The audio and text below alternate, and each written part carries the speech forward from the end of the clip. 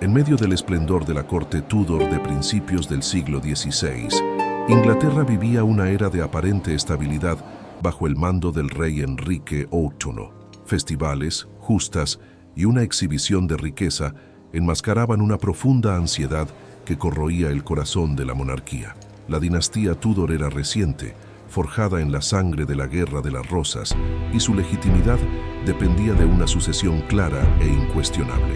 La reina, una figura de dignidad y devoción, era la española Catalina de Aragón, conocida por muchos simplemente como la primera esposa de Enrique VIII de Inglaterra. Catalina era, en realidad, una reina de inmensa fibra e inteligencia política. Hija de los poderosos reyes católicos, Isabel I de Castilla y Fernando II de Aragón, fue criada para gobernar. Durante más de 2 décadas, fue una compañera leal y una consejera astuta para Enrique, amada por el pueblo inglés por su piedad y generosidad. Y si esta historia ya te conmueve, aprovecha para suscribirte al canal y activar la campanita. Cada día te traemos historias como esta, que muestran cómo el amor y el poder se entrelazan a lo largo de los siglos. Sin embargo, una sombra se cernía sobre la pareja real, un fallo trágico en su matrimonio a los ojos de un rey obsesionado con el legado. Tras innumerables embarazos, solo una hija, la princesa María, había sobrevivido a la infancia. La ausencia de un heredero varón era vista no solo como un fracaso personal, sino como una señal del desfavor divino, una amenaza directa a la continuidad de la casa de Tudor en el trono de Inglaterra. Esta preocupación dinástica se transformó en una crisis de conciencia para el rey, o al menos eso fue lo que él alegó.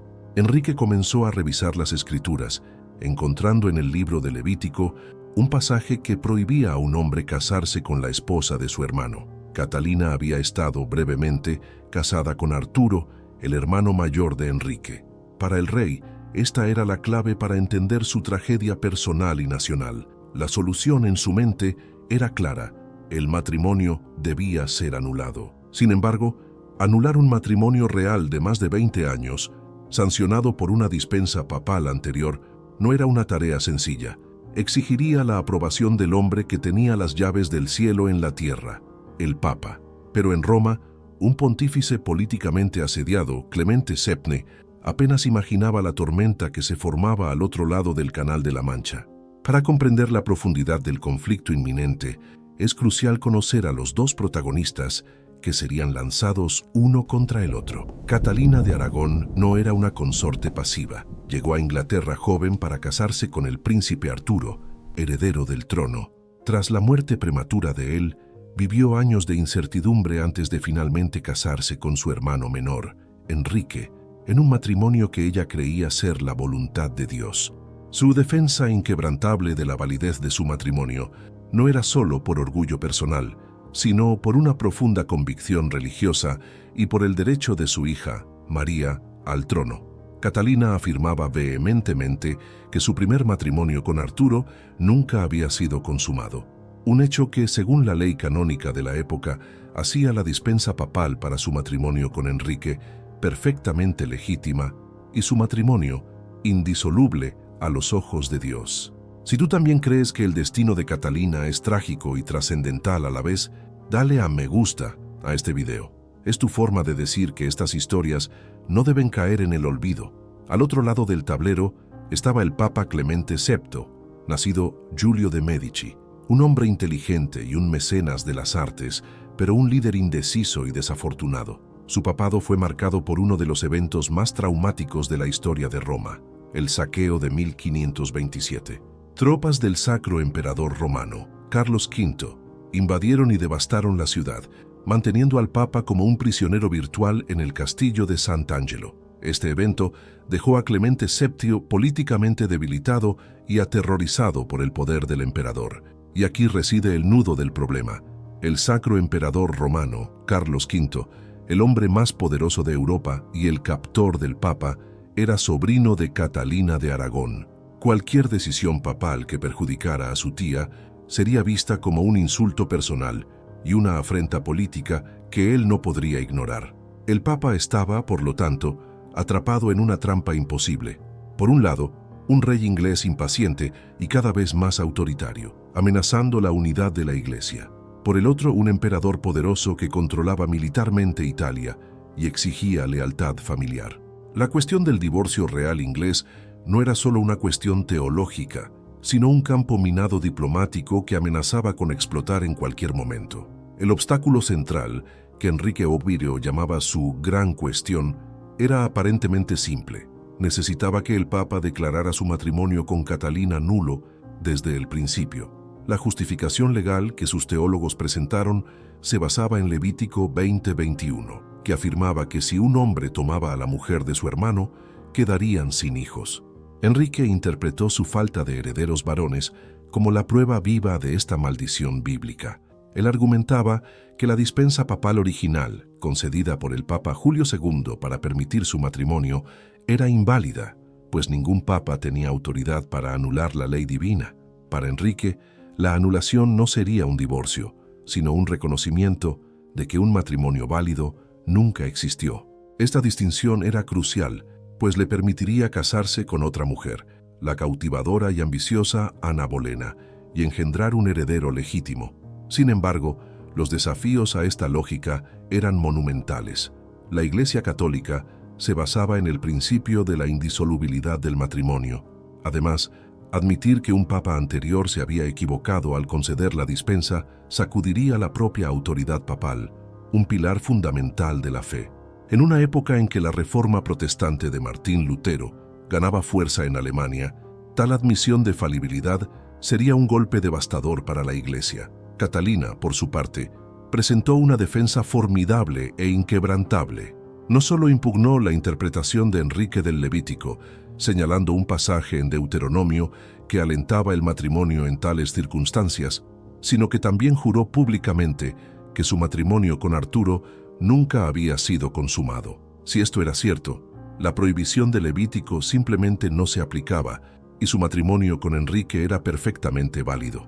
Así, lo que comenzó como una ansiedad personal de un rey se transformó en una compleja batalla teológica, legal y diplomática. El destino de una reina, la sucesión de un trono y la unidad de la cristiandad occidental ahora descansaban en las manos de un papa reacio, forzado a elegir entre la furia de un rey y la ira de un emperador. La presión sobre Clemente VII era insoportable. La respuesta inicial de Roma a la gran cuestión de Enrique fue una lección de procrastinación diplomática. El Papa Clemente VII, todavía recuperándose del trauma del saqueo de Roma y bajo la influencia directa de Carlos V, no podía simplemente conceder la petición de Enrique. Hacerlo sería declarar a la tía del emperador una concubina y a su prima, la princesa María, una bastarda. Las consecuencias políticas y militares serían desastrosas para los estados pontificios. Por otro lado, rechazar abiertamente la petición de un rey poderoso como Enrique VIII también era peligroso.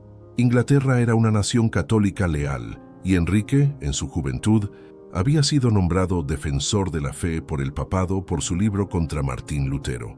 Alienar al rey inglés podría llevar a pérdidas financieras significativas y, peor aún, empujarlo a los brazos de los reformadores protestantes que ganaban terreno en toda Europa. Clemente optó por la única salida que vio: ganar tiempo. Esperaba que la pasión de Enrique por Ana Bolena disminuyera, que Catalina pudiera ser persuadida a entrar en un convento o que alguna solución política se presentara. Envió comisiones, solicitó documentos, escuchó a embajadores de ambos lados y ofreció respuestas vagas y no comprometedoras. Cada carta de Roma era un ejercicio de ambigüedad calculada. Enrique, sin embargo, era un hombre de poca paciencia. La demora de Roma solo alimentó su frustración y su determinación. Envió a sus mejores agentes, como Stephen Gardiner y William Knight, a Roma con la misión de presionar, persuadir e incluso amenazar al Papa. Argumentaron que la estabilidad de Inglaterra estaba en juego y que el Papa tenía el deber de apoyar a un monarca leal, pero la sombra del emperador Carlos V se cernía sobre cada negociación. Clemente sabía que la seguridad de Roma dependía de la buena voluntad de Carlos. Atrapado entre la lógica inflexible de Catalina, las amenazas veladas de Enrique y el poder abrumador del emperador, el Papa continuó aplazando la decisión. Esta táctica de aplazamiento, sin embargo, solo empujó al rey inglés hacia una conclusión radical. Si Roma no le daba lo que quería, encontraría una manera de conseguirlo sin Roma. En 1529, tras años de maniobras diplomáticas infructuosas, el Papa Clemente VII finalmente cedió a una de las exigencias de Enrique. Acordó establecer un tribunal legatino en Londres para escuchar el caso. Envió al cardenal Lorenzo Campeggio, un diplomático experimentado, para presidir el juicio junto al cardenal inglés Thomas Wolsey. Para Enrique, esta parecía ser la victoria que tanto esperaba, creyendo que el caso se resolvería rápidamente a su favor en suelo inglés. El tribunal fue convocado en el monasterio dominico de Blackfriars y la atmósfera estaba cargada de tensión. La realeza, la nobleza y el clero de Inglaterra se reunieron para presenciar un espectáculo sin precedentes. Un rey buscando anular su matrimonio con su reina. La expectativa era que Catalina, como mujer y extranjera, aceptara silenciosamente su destino u ofreciera solo una resistencia simbólica. Ella, sin embargo, tenía otros planes. Cuando fue llamada a hablar, en lugar de dirigirse a los jueces, Catalina de Aragón se levantó, caminó por el tribunal y se arrodilló directamente a los pies de Enrique VIII. En un discurso emocionante y poderoso, pronunciado en inglés con su acento español, habló no como una litigante, sino como una esposa y madre. Le recordó al rey sus más de 20 años de matrimonio, su lealtad y su amor, y el hecho de haberle dado una hija. Lo desafió a decir delante de todos si alguna vez la había encontrado que no fuera una esposa verdadera y leal. En un momento de pura valentía, defendió su honor y la legitimidad de su hija, afirmando ser su verdadera y legítima esposa. Tras su discurso, no esperó el veredicto. Hizo una reverencia al rey y, ignorando los llamados para que volviera, salió del tribunal, para nunca más comparecer. Aquel acto de desafío público fue un golpe devastador para la estrategia de Enrique. La defensa apasionada de Catalina conquistó la simpatía del público y puso a los jueces en una posición imposible.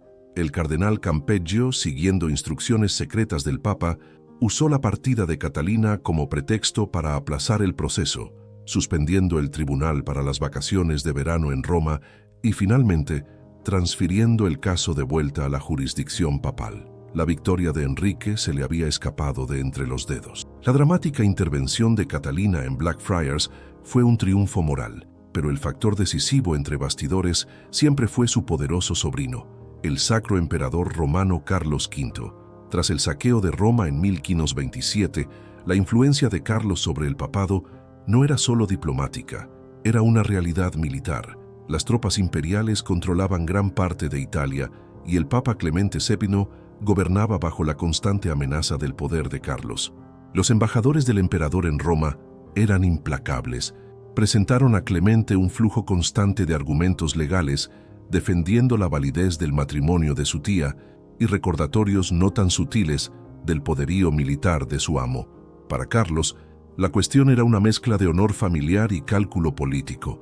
Permitir que su tía fuera descartada y su prima declarada ilegítima sería una señal de debilidad que no podía tolerar. Además, Carlos V se veía a sí mismo como el principal defensor de la fe católica en Europa, luchando contra la herejía luterana en el Sacro Imperio Romano y la expansión del Imperio Otomano en el este.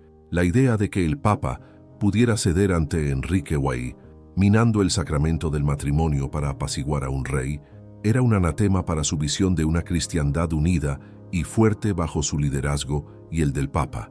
Clemente VII entendía perfectamente su precaria posición. Intentó en secreto encontrar soluciones de compromiso. Sugirió que Enrique podría tener 2 esposas, una idea rápidamente rechazada. Exploró la posibilidad de que el caso fuera juzgado en un lugar neutral, pero ninguna de las partes estuvo de acuerdo.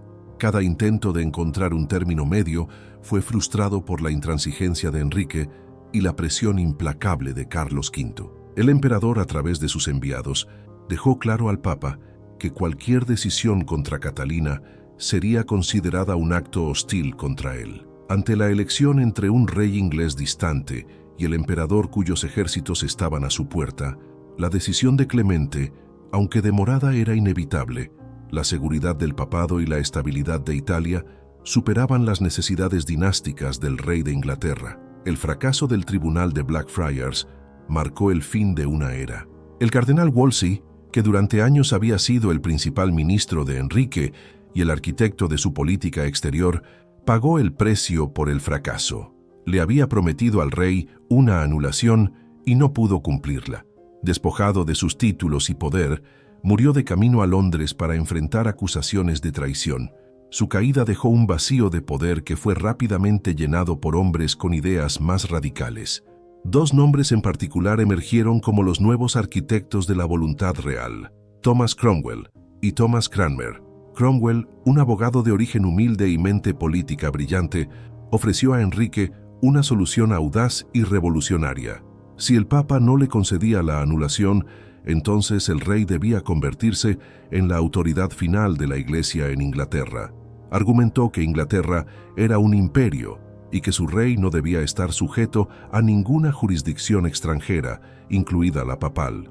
Mientras tanto, Thomas Cranmer, un clérigo de inclinaciones reformistas y capellán de la familia Bolena, proporcionó la justificación teológica para este cambio sísmico. Sugirió que la cuestión de la validez del matrimonio del rey no debía decidirse en Roma, sino por las principales universidades de Europa. Aunque esta estrategia produjo resultados mixtos, introdujo la idea de que la autoridad papal en cuestiones de doctrina podía ser desafiada y eludida. Estos nuevos consejeros representaban un cambio fundamental en la estrategia de Enrique. El enfoque anterior, basado en la diplomacia y la ley canónica, fue abandonado en favor de una confrontación directa con el poder papal. Cromwell comenzó a usar el Parlamento como una herramienta para aprobar una serie de leyes que gradualmente redujeron la influencia y la autoridad del Papa en Inglaterra, cortando los flujos de ingresos a Roma y transfiriendo el poder clerical a la corona. Catalina de Aragón, ahora cada vez más aislada, observaba estos acontecimientos con alarma. Continuó apelando al Papa, creyendo que él era su única esperanza de justicia. Sin embargo, en Roma, Clemente VII veía cómo el poder del rey inglés aumentaba y su propia autoridad sobre la Iglesia inglesa se evaporaba. La solución radical de Cromwell estaba ganando fuerza y el escenario para una ruptura completa estaba siendo meticulosamente preparado. A medida que la influencia de Ana Bolena crecía y la nueva política radical de Cromwell tomaba forma, la vida de Catalina de Aragón cambió drásticamente. En 1531, Enrique la desterró de la corte y los dos nunca más se volverían a ver. Este fue el comienzo de un doloroso exilio interno. Fue separada de su hija, la princesa María, un acto de crueldad calculado para quebrar su espíritu y forzarla a aceptar la anulación. Catalina fue trasladada de un castillo a otro, cada uno más aislado y menos cómodo que el anterior. Lugares como The Moor, Ampthill y finalmente el castillo de Kimbolton se convirtieron en sus prisiones doradas. A pesar de la presión implacable, su determinación nunca flaqueó. Se negó a aceptar el título inferior de princesa viuda de Gales, insistiendo en que ella era, y siempre sería, la verdadera y única reina de Inglaterra. La valentía de Catalina es impresionante, ¿no crees? Comenta abajo qué personaje de esta trama histórica te intriga más hasta ahora. Desde su exilio, mantenía una correspondencia secreta con el emperador Carlos V y con el Papa Clemente VII, implorándoles que actuaran. Sus cartas revelan la angustia de una madre separada de su hija y la fe inquebrantable de una mujer que creía estar defendiendo la ley de Dios contra la tiranía de un hombre. Se convirtió en un símbolo de resistencia para la población inglesa que en gran parte la apoyaba y despreciaba a Ana Bolena. Mientras tanto, en Londres, el ritmo de los cambios se aceleraba. En 1532, Ana Bolena finalmente cedió a los avances de Enrique y a finales de año estaba embarazada. Este hecho convirtió la anulación en una necesidad absoluta y urgente. Si el niño era un varón, debía nacer dentro de un matrimonio legítimo para heredar el trono. El tiempo para negociaciones y diplomacia había terminado. Enrique y Ana se casaron en una ceremonia secreta en enero de 1533. El escenario estaba preparado para el acto final de desafío contra Roma. Thomas Cranmer, recién nombrado arzobispo de Canterbury, estaba ahora en posición de dar a Enrique exactamente lo que quería, independientemente de lo que el Papa pensara o hiciera. La confrontación final entre la autoridad real y la autoridad papal era inminente. Con el matrimonio secreto con una Ana Bolena embarazada ya realizado, Enrique y Cromwell necesitaban legalizar la situación rápidamente. En mayo de 1533, el nuevo arzobispo de Canterbury, Thomas Cranmer, convocó un tribunal especial en Dunstable Priory. Sin la presencia de Catalina y sin reconocer ninguna apelación a Roma, el tribunal declaró el matrimonio de Enrique y Catalina nulo desde el principio. Pocos días después, Cranmer declaró válido el matrimonio de Enrique y Ana. La respuesta de Roma fue predecible, pero lenta. En julio de 1533, el Papa Clemente VII finalmente actuó, redactando una bula de excomunión contra Enrique y Cranmer, declarando nulo el matrimonio con Ana y ordenando a Enrique que restaurara a Catalina como su esposa. Sin embargo, suspendió la ejecución de la sentencia, dando a Enrique un plazo final para retractarse. Era un último y desesperado esfuerzo para evitar una ruptura completa, pero en Inglaterra, Enrique ya había cruzado el Rubicón. La amenaza de excomunión, que antes habría aterrorizado a un monarca medieval, ahora era vista como una interferencia extranjera intolerable. Impulsado por Cromwell, el Parlamento inglés entró en acción. En 1534, aprobaron la legislación más revolucionaria de la historia inglesa, el Acta de Supremacía. Esta ley declaraba formalmente que el rey era el jefe supremo de la Iglesia de Inglaterra en la tierra. Este acto cortó siglos de lazos religiosos con Roma. La autoridad papal en Inglaterra fue completamente abolida. Cualquiera que se negara a aceptar el Acta de Supremacía era considerado traidor. Hombres de gran renombre como el obispo John Fisher y el excanciller Sir Thomas More fueron ejecutados por su negativa a traicionar su fe y reconocer la supremacía del rey sobre la del papa. Para Catalina, esta fue la noticia más devastadora de todas. Su lucha ya no era contra un marido equivocado, sino contra toda la estructura legal y religiosa de su país adoptivo. El papa, su última esperanza de justicia, se había vuelto irrelevante en Inglaterra. Ella era ahora, a los ojos de la nueva ley inglesa, no una reina, sino la princesa viuda, y su hija María, antes heredera del trono, fue declarada ilegítima. Incluso ante la completa reestructuración religiosa y legal de Inglaterra, Catalina de Aragón permaneció inquebrantable. Confinada en el sombrío y húmedo castillo de Kimbolton, su salud comenzó a declinar, pero su espíritu se negó a ceder. Continuó refiriéndose a sí misma como la reina, y exigió ser tratada como tal por sus sirvientes, muchos de los cuales permanecieron ferozmente leales a ella, arriesgando la ira del rey. Su existencia en Kimbolton era solitaria, pero llena de propósito. Pasaba la mayor parte del tiempo en oración, ayunando y manteniendo una rutina casi monástica. Su correspondencia con el mundo exterior estaba severamente restringida, pero aún encontraba maneras de comunicarse con su hija María y con el embajador imperial, Eustace Chapuis, que era su defensor más acérrimo en la corte inglesa y su principal vínculo con el emperador Carlos V. Enrique intentó varias veces forzarla a jurar el Acta de Supremacía y reconocer a Ana como la nueva reina. Envió delegaciones de nobles y obispos para intimidarla, amenazándola a ella y a su hija con consecuencias aún más severas.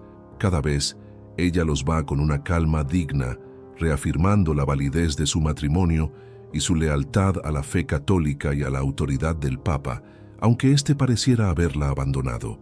Vivía como prisionera del hombre que un día la amó, pero en su propia mente nunca dejó de ser la reina. Su resistencia se convirtió en una leyenda silenciosa en toda Inglaterra y en Europa.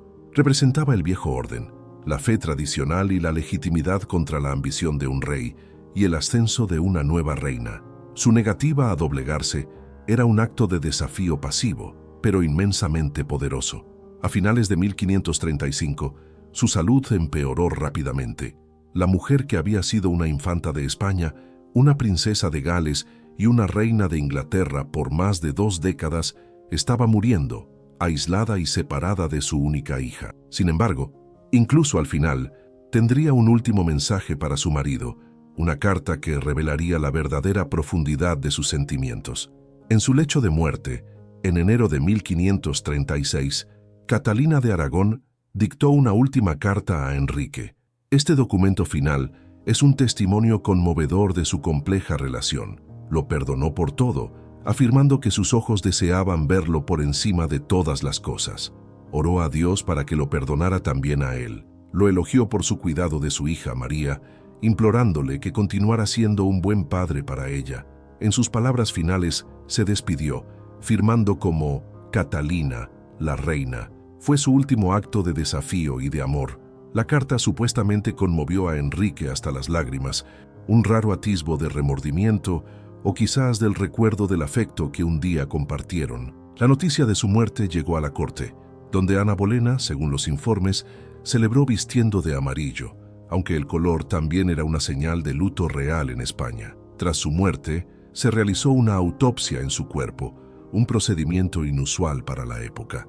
El embalsamador encontró su corazón completamente ennegrecido y con un crecimiento oscuro. En ese momento, esto alimentó rumores siniestros de que había sido envenenada, posiblemente por orden de Ana Bolena o del propio rey. La historia del corazón negro se convirtió en parte de la leyenda de Catalina, la reina mártir. Los historiadores modernos, sin embargo, tienen una explicación más probable. La descripción es consistente con el cáncer metastásico, probablemente un melanoma secundario en el corazón, una muerte por causas naturales, pero que en el clima de sospecha y paranoia de la corte Tudor fue fácilmente interpretada como el resultado de un crimen. La verdad era que años de estrés, múltiples embarazos difíciles y el sufrimiento de sus últimos años le habían pasado factura. Catalina fue enterrada en la abadía de Peterborough, no con los honores de una reina, sino con los de una princesa viuda de Gales. Sin embargo, para el pueblo inglés y para gran parte de Europa, murió como la única y verdadera reina de Inglaterra. Su historia, sin embargo, estaba lejos de terminar, pues su legado continuaría atormentando el reinado de Enrique y el futuro de la nación. Mientras Catalina encontraba su descanso final, los otros protagonistas de su drama enfrentaban sus propios destinos. El Papa Clemente VII, el pontífice que se vio atrapado en la telaraña de la política europea, murió en septiembre de 1534, poco más de un año antes que Catalina. Nunca vio la conclusión total de la ruptura inglesa con Roma, pero presenció su inicio, un cisma que su sucesor, el Papa Pablo III, heredaría. El papado de Clemente es frecuentemente visto como un fracaso, marcado por la indecisión ante la reforma protestante y el desastroso saqueo de Roma. Su incapacidad para resolver la gran cuestión de Enrique no fue por falta de habilidad diplomática, sino por la realidad abrumadora de su situación. Fue un jugador en un juego donde las cartas estaban marcadas por el poder militar del Sacro Emperador Romano, un juego que no tenía cómo ganar. El destino de Ana Bolena, la mujer por la que todo cambió, fue aún más dramático y rápido. Apenas 4 meses después de la muerte de Catalina, la suerte de Ana se agotó. No logró darle a Enrique el tan ansiado hijo varón, dando a luz a la futura reina Isabel I. Tras un aborto de un feto masculino, Enrique, ya enamorado de Juana Seymour, se convenció de que este matrimonio también estaba maldito. Y cuéntenme en los comentarios, ¿creen que Catalina tenía razón al desafiarlo todo por amor y fe? Su opinión es bienvenida. En un giro impactante, Ana fue arrestada bajo acusaciones falsas de adulterio, incesto y traición. En mayo de 1536, la reina que había desafiado un imperio y una iglesia fue ejecutada en la Torre de Londres. Su matrimonio con Enrique fue anulado y su hija Isabel fue declarada ilegítima, al igual que María, la hija de Catalina. La rueda de la fortuna de Enrique había girado una vez más. La caída de Ana Bolena demostró la naturaleza implacable del poder de Enrique. La mujer que movió cielo y tierra para poseer fue descartada con una brutalidad espantosa. El drama político y personal que definió una década había consumido a casi todos sus personajes principales, dejando tras de sí un rastro de destrucción, una iglesia dividida y un rey que ahora era libre para casarse por tercera vez. El desenlace real de la intensa batalla entre la conciencia de Catalina y la voluntad de Enrique, mediada por la renuencia de Clemente, fue nada menos que la transformación de una nación. La negativa de Catalina a aceptar la anulación y la incapacidad del Papa para concederla forzaron a Enrique a una solución que probablemente no imaginaba al principio: la creación de una iglesia nacional con él mismo como cabeza. La reforma inglesa, aunque con raíces en sentimientos anticlericales preexistentes, fue desencadenada directamente por la Gran Cuestión. No comenzó como una disputa teológica, como la de Lutero, sino como una disputa sobre jurisdicción y poder. Sin embargo, una vez que la puerta a la reforma fue abierta, fuerzas que Enrique no podía controlar totalmente fueron liberadas. El protestantismo comenzó a infiltrarse en la doctrina de la nueva Iglesia de Inglaterra. La disolución de los monasterios, ideada por Thomas Cromwell entre 1536 y 1540, fue una consecuencia directa. Vastas riquezas y tierras de la Iglesia fueron transferidas a la corona, consolidando el poder financiero y político de Enrique. Este acto alteró permanentemente el paisaje social y religioso de Inglaterra, destruyendo siglos de tradición monástica y creando una nueva clase de nobles leales al rey. El conflicto, por lo tanto, no terminó con la muerte de los protagonistas. Tuvo un resultado histórico monumental y duradero. Catalina, en su obstinada defensa de su matrimonio, inadvertidamente se convirtió en la catalizadora de una revolución. Su lucha por preservar el orden católico tradicional en Inglaterra, paradójicamente, aceleró su destrucción. Perdió su batalla personal, pero su resistencia tuvo consecuencias de largo alcance. La decisión de Clemente VII de no ceder ante Enrique, aunque motivada principalmente por el miedo al emperador, acabó siendo la decisión que le costó a la Iglesia Católica Inglaterra. El enfrentamiento entre la reina y el papa, o más precisamente entre la reina, el rey y el papa, redibujó el mapa religioso de Europa y puso a Inglaterra en un camino distinto al del resto del continente católico. El legado del amor de Catalina por su marido, su hija y su fe es profundo y multifacético. Aunque murió en desgracia a los ojos de la corte inglesa, su historia de resistencia y dignidad la convirtió en una heroína para los católicos de Inglaterra y de Europa. Se convirtió en un símbolo de fe inquebrantable contra la tiranía del Estado, una reina mártir que sacrificó todo por sus principios. Su influencia más directa se vio en su hija, María I.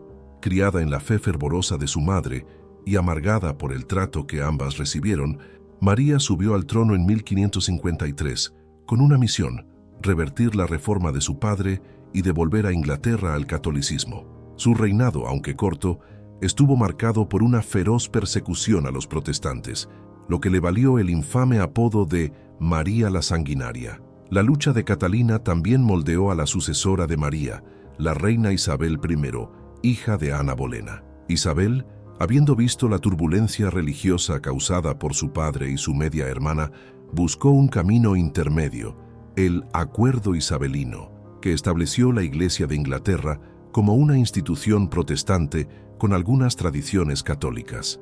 La sombra del conflicto de sus padres definió la política religiosa de su largo y exitoso reinado. En el arte y la literatura, la historia de Catalina de Aragón, la primera esposa de Enrique VIII de Inglaterra, ha sido contada y recontada durante siglos. Desde Shakespeare en su obra Enrique VIII, hasta innumerables novelas históricas, películas y series de televisión, su historia continúa fascinando. Rara vez es retratada como una víctima pasiva, sino como una mujer de inmensa fuerza, inteligencia e integridad moral. Su legado, por lo tanto, no es el de una reina descartada, sino el de una fuerza de la naturaleza histórica.